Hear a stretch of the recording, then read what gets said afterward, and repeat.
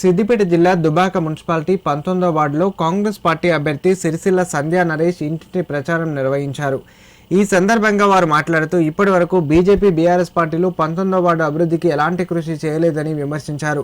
రాష్ట్రంలో ప్రజాప్రభుత్వంగా కాంగ్రెస్ పార్టీ పాలన కొనసాగుతుందని పేర్కొన్నారు. కాంగ్రెస్ పార్టీ హస్తం గుర్తుకు ఓటు వేసి భారీ మెజారిటీతో గెలిపిస్తే వార్డును అన్ని రంగాల్లో అభివృద్ధి చేస్తామని హామీ ఇచ్చారు.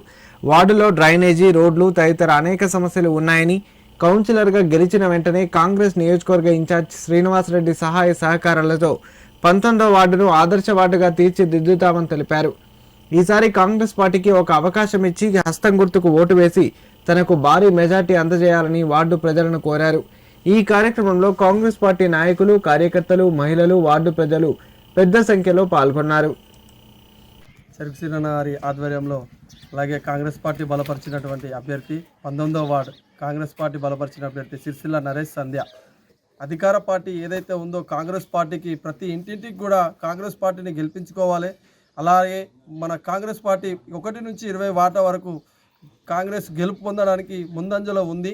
కాబట్టి అలాగే గత 5 సంవత్సరాల నుంచి బీజేపీ నుంచి ఎన్నికై అలాగే బీఆర్ఎస్లోకి ఎంట్రీ కావడంతో ఒక్కసారి బీజేపీ అండ్ బీఆర్ఎస్ రెండు ఖతమైపోయాయి.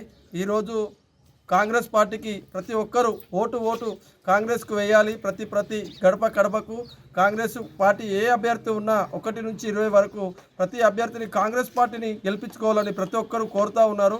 ఎలాగైనా ఇప్పుడు రాష్ట్రం మనది కాంగ్రెస్ పార్టీ ఉంది కాబట్టి వేరే ఇతరుల పార్టీలకు ఎలాంటి అవకాశం ఇచ్చినా మళ్ళీ గల్లంత అవుతుంది. కాబట్టి ప్రతి ఒక్కరు కూడా కాంగ్రెస్ పార్టీకి బలోపేతాన్ని చేసి అలాగే మన 1 నుంచి 20 వార్డులకు కాంగ్రెస్ పార్టీని ఎగరవేస్తామని, అలాగే దుబ్బాక మున్సిపాలిటీపై కాంగ్రెస్ జెండా ఎగరేస్తామని మనస్ఫూర్తిగా కోరుకుంటూ కాంగ్రెస్ పార్టీ బలపరిచిన అభ్యర్థి సిరిసిల్ల సంధ్యా నరేష్ 19వ వార్డు సమస్యలు తీరుస్తానని వాళ్ళకి చేకూర్చుకు ఓటు వేయాలని కోరుచున్నాను. దయచేసి అందరు చేకూర్చుకు ఓటు వేయాలని గెలిపించాలని కోరుచున్నాను.